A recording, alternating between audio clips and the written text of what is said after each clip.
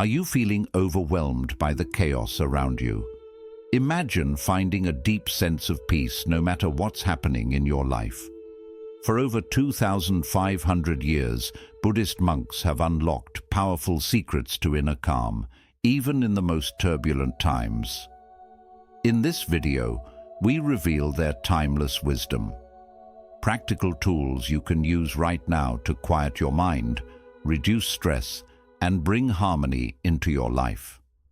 Whether you're searching for clarity, balance, or a sense of purpose, these ancient teachings offer a path to true peace in a modern world, ready to take the first step.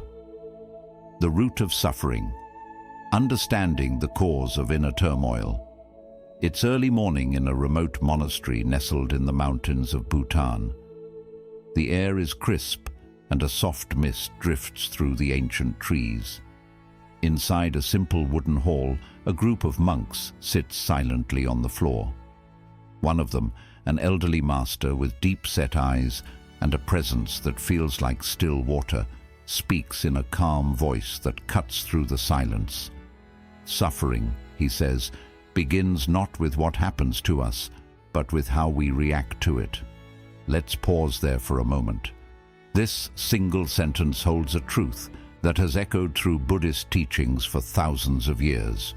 We often think our pain is caused by external events, stressful jobs, broken relationships, financial struggles, but Buddhism offers a radically different perspective. The true source of our suffering isn't out there, it's inside us. It's the stories we tell ourselves, the expectations we cling to, the fears we refuse to let go. If we want to find peace in a chaotic world, we need to go straight to the root. Imagine holding a glass of water.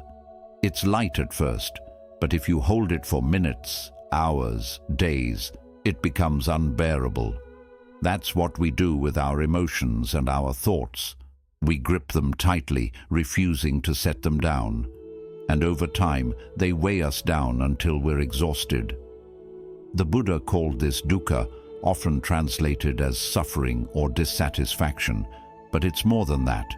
It's the deep, restless feeling that something's missing, that life should be different, that we're not enough.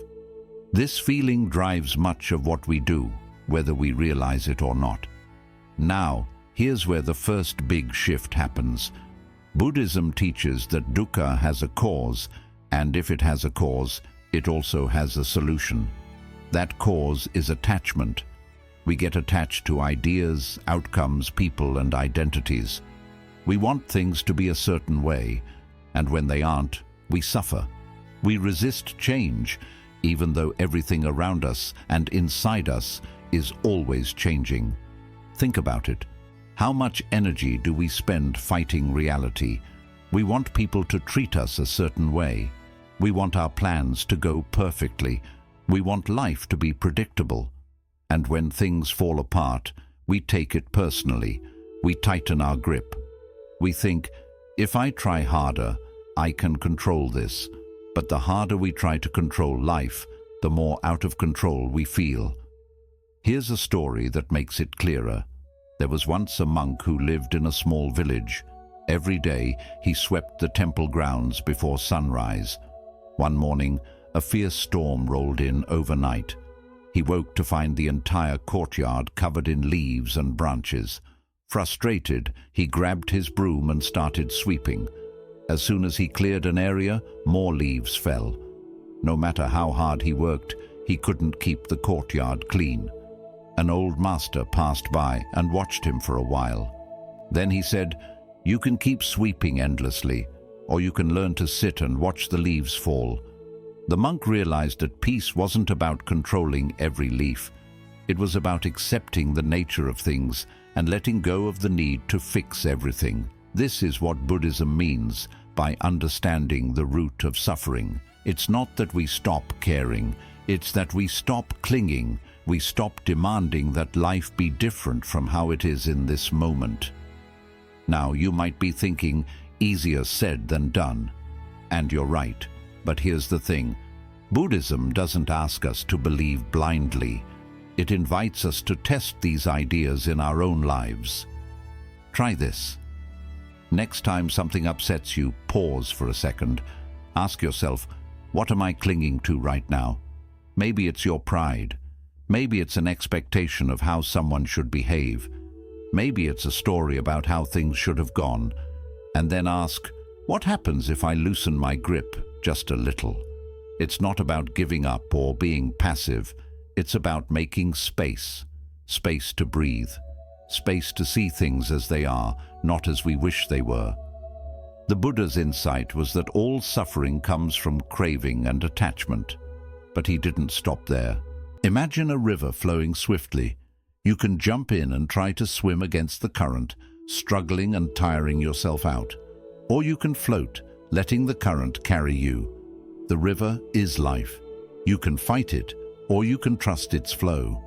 Understanding the root of suffering isn't about becoming indifferent. It's about learning to float. In the next chapter, we'll explore how mindfulness helps us stay present, no matter how fast the current flows. Mindfulness in daily life. Mastering the present moment. Picture this. You're walking through a quiet forest early in the morning. The ground is soft beneath your feet. There's a faint scent of pine in the air. Birds are calling to one another high in the trees. You take a deep breath, and for a moment, everything feels still. Time slows down. You're not thinking about your to-do list. You're not worrying about the past or the future. You're just here. This feeling, being completely in the moment, is at the heart of mindfulness. But here's the thing. Mindfulness isn't something reserved for monks on a mountaintop or for moments of perfect peace. It's something you can practice anytime, anywhere, even in the middle of a noisy, messy, unpredictable life. And when you do, it changes everything. Let's start by clearing up a common misunderstanding. Mindfulness isn't about stopping your thoughts. You're not supposed to turn off your mind or force yourself into a state of blank emptiness. Thoughts will always come and go. That's what minds do. The goal of mindfulness is to become aware of what's happening without getting swept away. Imagine you're sitting beside a river. The water is flowing by, carrying leaves, twigs, and bits of debris. Your thoughts are like those objects in the water. You don't have to jump in and grab them. You just watch them pass. Sometimes you'll get distracted and find yourself splashing around in the middle of it all. That's normal. When you notice, you simply return to the riverbank and keep watching. Now, let's bring this down from the mountains and into real life. How do you practice mindfulness in the middle of a chaotic world? How do you master the present moment when your phone won't stop buzzing, your inbox is overflowing, and your mind is running in 100 different directions? The first step is simple. Pay attention to what's happening right now, not what might happen in an hour, not what happened yesterday, right now. Try this. The next time you're eating, put down your phone. Don't rush through the meal while watching a video or scrolling social media. Just eat.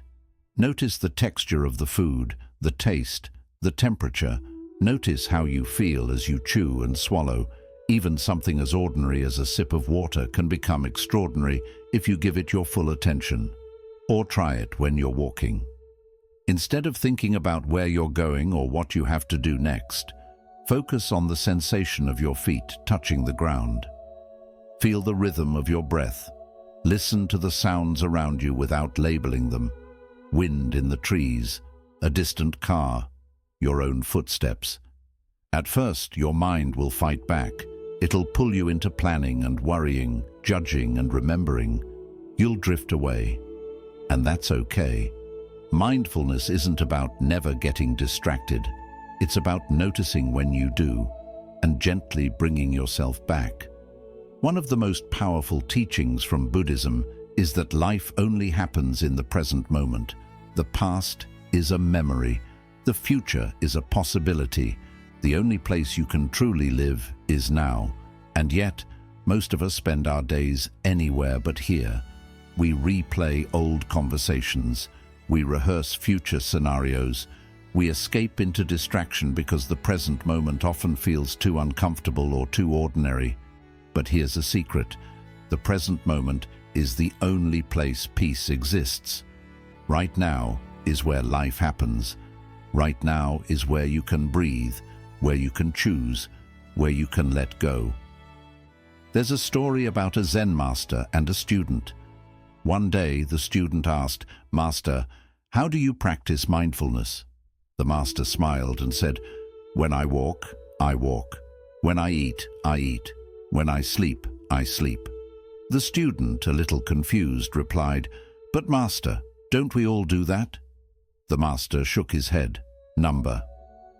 When you walk, you think about eating. When you eat, you think about sleeping. And when you sleep, you dream about walking. Mindfulness is a practice of returning, again and again, returning to this step, this breath, this moment. It's not glamorous, it's not always easy, but it's where life becomes clear. Let's talk about stress for a minute. Most of our stress comes from living in the past or the future. We ruminate on things we can't change or worry about things that haven't happened yet. But in this moment, right here, you are breathing, you are alive, you are okay. If you can return to this truth often enough, you can find an anchor in the storm. A simple practice you can try is the 3-breath pause. Throughout your day, stop and take 3 slow breaths. Feel the air enter your nose, fill your lungs, and leave your body. This tiny moment of awareness creates space, and in that space, you can choose how to respond instead of reacting automatically. Over time, these small moments of mindfulness add up. You'll start to notice when your mind is racing. You'll catch yourself before you spiral into anxiety. You'll create pockets of stillness in the chaos. And the more you practice, the more natural it becomes. Some people say, "I'm too busy to practice mindfulness." But mindfulness doesn't require extra time. It requires attention. You can practice when you're brushing your teeth, when you're waiting in line, when you're stuck in traffic. The key is to bring your awareness to what's happening right now without judgment. And here's a deeper insight. When you become mindful of the present moment, you start to see things as they really are, not as you wish they were. You notice the tightness in your shoulders before it becomes pain. You recognize the frustration building up before it turns into anger. You hear the tone in your friend's voice that tells you something's wrong. You become more attuned to life, more awake, more alive. One of the gifts of mindfulness is gratitude. When you slow down and pay attention, you begin to appreciate the small things. The warmth of sunlight on your face, the sound of laughter, the feeling of water on your skin when you wash your hands. These moments are always there. We just need to notice them. In the chaos of the modern world, mindfulness is like an anchor. It keeps you steady when the waves get rough. It helps you find clarity when everything feels confusing. And it gives you back the one thing no one else can give you: your life, fully lived. In the next chapter, we'll explore how compassion deepens this practice and helps us transform our relationships, not just with others, but with ourselves. The power of compassion. Transforming relationships and emotions. Compassion is one of the most powerful forces in Buddhism, and it has the ability to completely transform how we relate to others and ourselves. But real compassion isn't about pity or feeling sorry for someone. It's about recognizing shared humanity, the understanding that everyone, in some way, is carrying pain, just like you. It's about seeing beyond someone's behavior and realizing there's always a deeper story. Someone who's impatient might be carrying stress you can't see. Someone who's distant may be protecting themselves from past wounds. Compassion allows us to look past the surface and respond with kindness instead of judgment. And here's where it gets deeper. Compassion doesn't begin with others. It starts with yourself. This can be the hardest place to direct compassion because most of us are far more critical of ourselves than we are of anyone else. Buddhism teaches that self-compassion is the foundation for offering compassion to others. If you're constantly hard on yourself, it's difficult to extend genuine kindness outward. That's why practices like loving-kindness meditation often start with you. You repeat simple phrases: may I be happy, may I be safe, may I be at peace. At first it might feel strange, but over time something shifts. You soften toward yourself. You become less harsh and more accepting of your imperfections. And that opens the door to understanding others more deeply. When we approach people with compassion, it changes how we interact. Instead of reacting to someone's anger with anger, we pause. We ask, what's really going on here? Maybe they're overwhelmed. Maybe they're afraid. This doesn't excuse harmful behavior, but it helps us respond with wisdom instead of impulse. There's a famous Buddhist story where a man insults the Buddha, trying to provoke him. But the Buddha stays calm and simply asks, if someone offers you a gift and you do not accept it, to whom does the gift belong? The man answers, to the one who offered it. The Buddha smiles and says, then I do not accept your anger. This simple teaching reminds us that we don't have to take on other people's pain. We can hold space for it without being consumed by it. Compassion also requires boundaries. It's not about saying yes to everything or allowing yourself to be mistreated.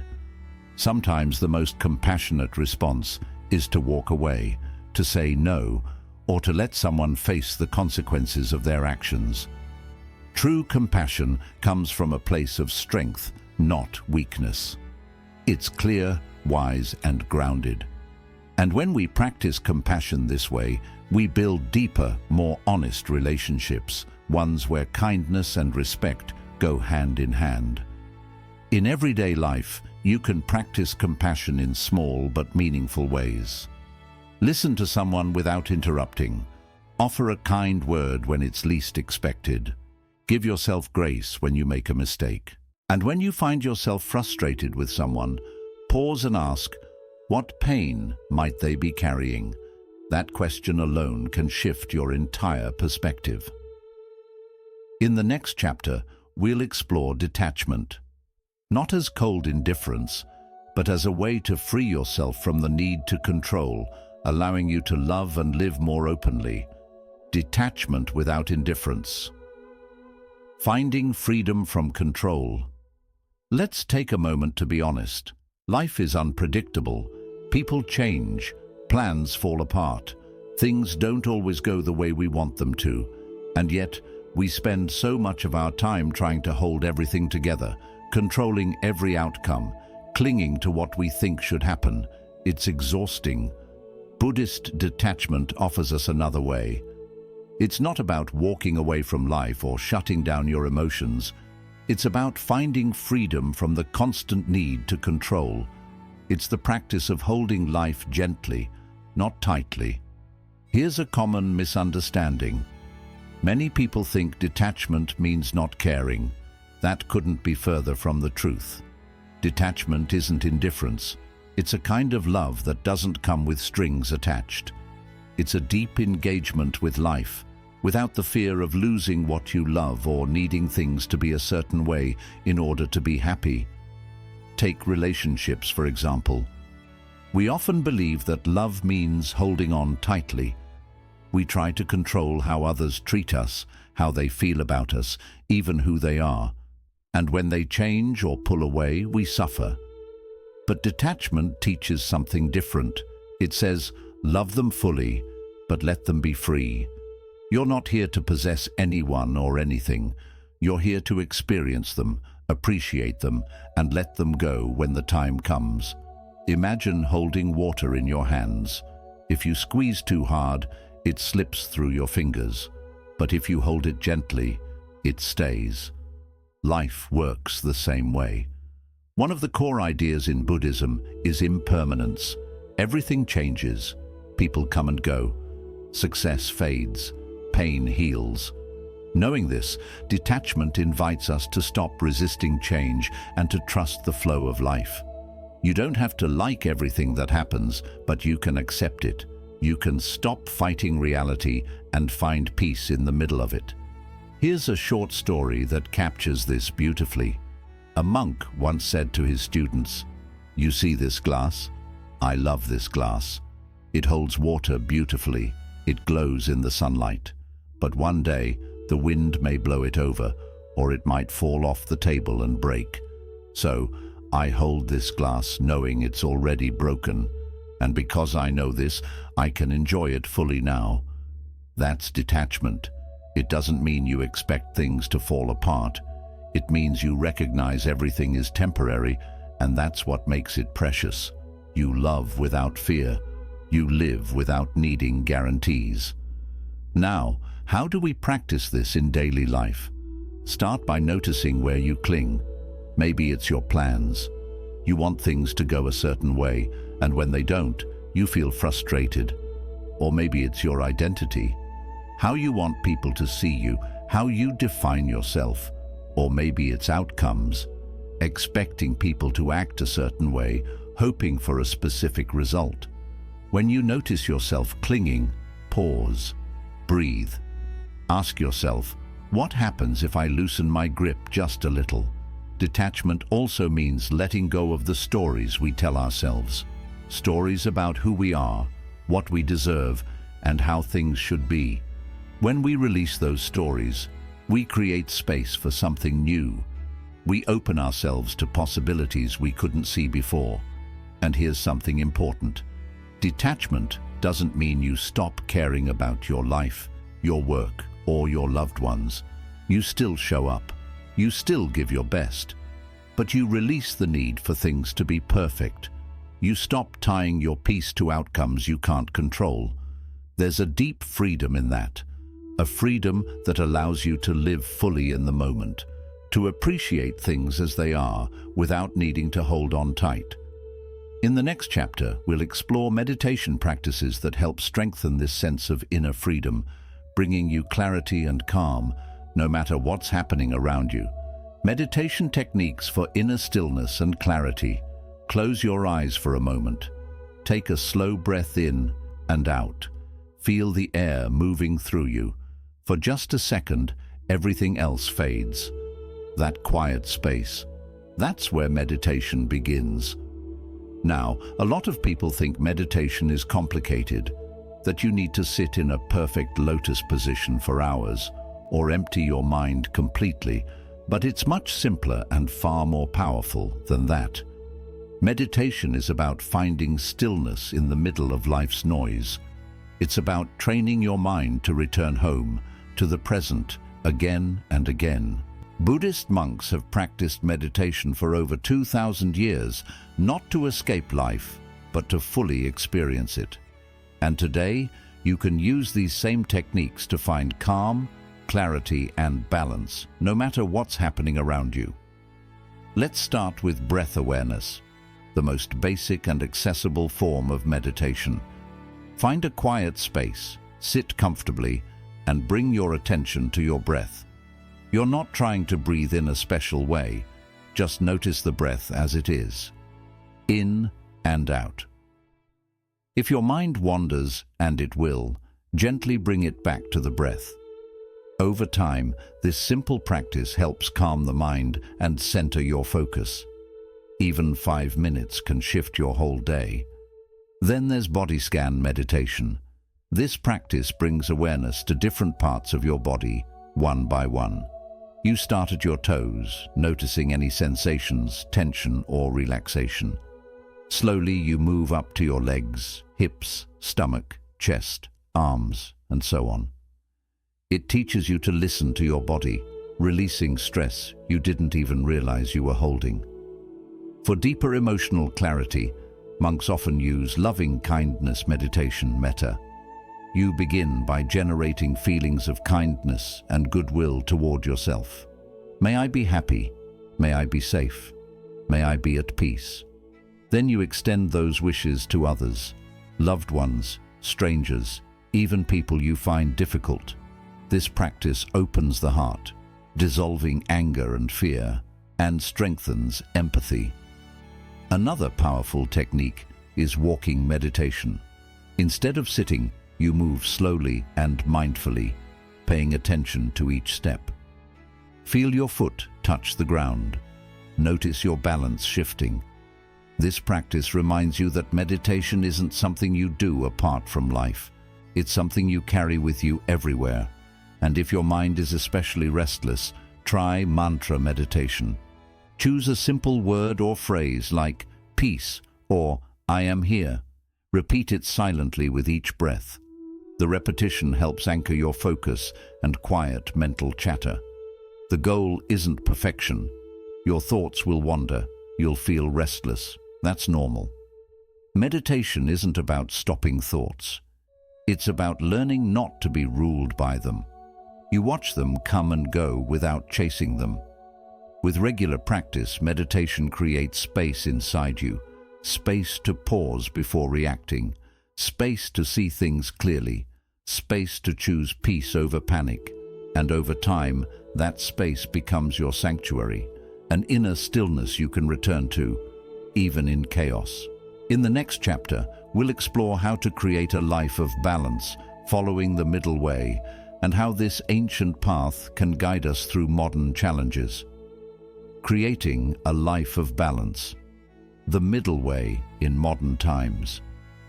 Imagine walking a narrow path that stretches far into the distance. On one side, there's a steep cliff of indulgence and excess, giving in to every desire, chasing constant stimulation, running yourself ragged in search of more. On the other side, there's another cliff, self-denial, harsh discipline, denying yourself any joy or comfort.